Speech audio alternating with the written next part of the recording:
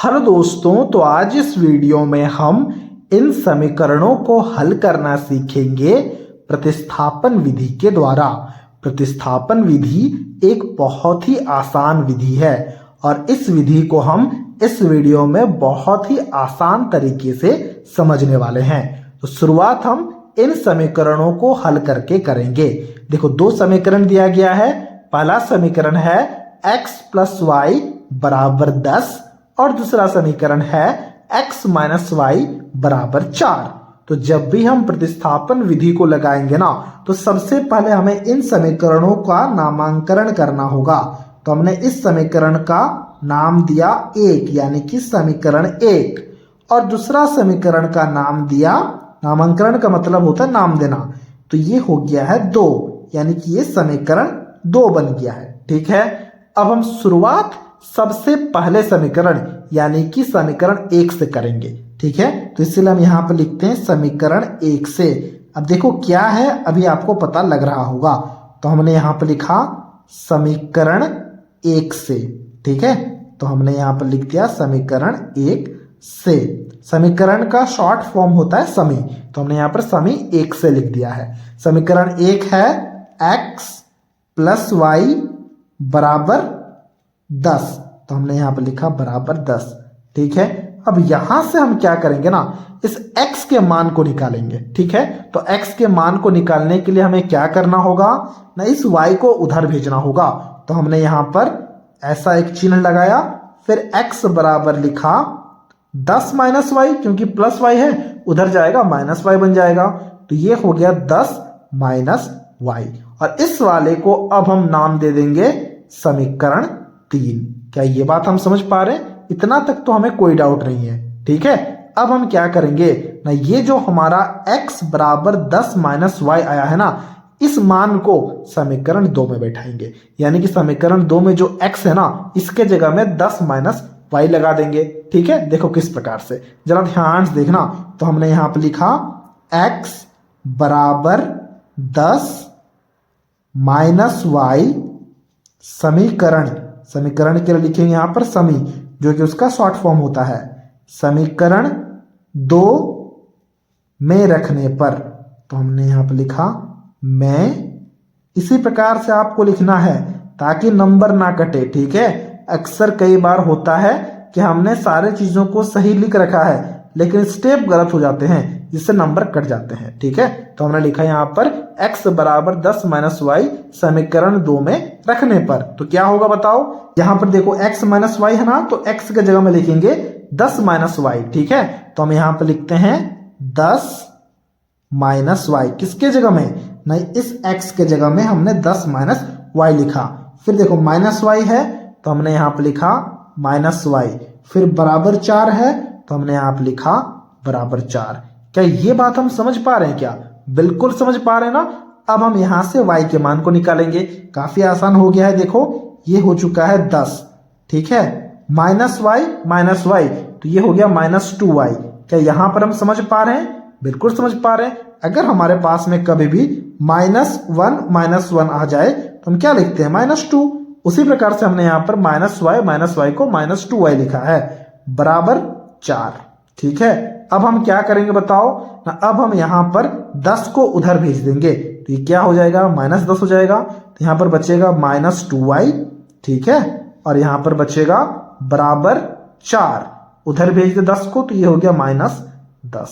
ये बात हम समझ पा रहे हैं, काफी आसान है। ठीक है, तो ये हो गया हमारे पास में -2y बराबर, देखो 4 माइनस 10, तो 4 से 10 को घटाओगे क्या आएगा, -6। यहां पर भी माइनस, यहां पर भी माइनस, माइनस माइनस कट गए तो बचा क्या, बचा सिर्फ और सिर्फ 2y बराबर 6, यानी कि 2y बराबर 6 बचा है। ठीक है, यहां से हम y के मान को काफी आसानी से निकाल सकते हैं। तो ये हो जाएगा, इसीलिए y बराबर 6/2, 2 1 कम 2, 2 तिया 6, तो ये हो गया 3। यानी कि हमारे पास में y बराबर आ चुका है 3। ये आ चुका सबसे पहला आंसर। फिर यहां से हम x के मान को निकाल सकते हैं। किस प्रकार से निकालेंगे ना, ये जो y बराबर 3 आया है ना, इसे अगर हम इस समीकरण 3 में लगा देते हैं तो देखो हमारा x का मान निकल जाएगा। देखो यहाँ पर इस y के जगह में 3 रखने से x का मान निकल रहा है कि नहीं, बिल्कुल निकल रहा है। तो यहीं पर हम लिखेंगे अब, ठीक है, तो यहाँ पर हम लिखेंगे देयरफॉर, या फिर इसलिए, जिसे हम हिंदी में बोलते हैं इसलिए y बराबर 3 समीकरण 3 में रखने पर, ठीक है, समीकरण 3 में रखने पर, इसी प्रकार से आपको भी लिखना है, में रखने पर क्या होगा बताओ। समीकरण 3 क्या था, एक बार देख लेते हैं। हमारा समीकरण 3 था x बराबर 10 माइनस वाई, तो 10 माइनस वाई था x बराबर, तो हम यहां पर लिखेंगे x बराबर 10 माइनस वाई था, तो y के जगह में 3 रख रहे हैं, तो ये बन जाएगा 3, यानी कि ये हो गया x बराबर 10 माइनस 3 माने x बराबर 7। तो यहां से क्या आ चुका है, यहां से x का भी मान आ चुका है। तो हमारे पास में आ चुका है x बराबर 7 और y बराबर 3। तो ये हो गया है हमारा आंसर सबसे पहले सवाल का। ठीक है, समझ पा रहे हो, बिल्कुल समझ पा रहे होगे। देखो हमने किया क्या है, हमने सबसे पहले दोनों समीकरणों का नाम दिया है, फिर हमने पहले समीकरण से शुरुआत करा है, वहां से हमने x के मान को 10 माइनस वाई निकाला है, फिर हमने इस x के मान को समीकरण 2 में लगाया है। ठीक है, देखो x के मान को समीकरण 2 में रखने पर यहां से y का हमारा मान आ गया y बराबर 3। ठीक है, फिर हमने इस 3 को y बराबर 3 को समीकरण 3 में रख दिया, जहां पर y लिखा गया इसके जगह में 3 रख दिया, तो x का मान हमारा क्या आ चुका है, देखो x का मान आ चुका है 7। तो x बराबर 7 और y बराबर 3, ये हो गया है सबसे पहले सवाल का आंसर। इसी प्रकार से एक और सवाल को देखते हैं।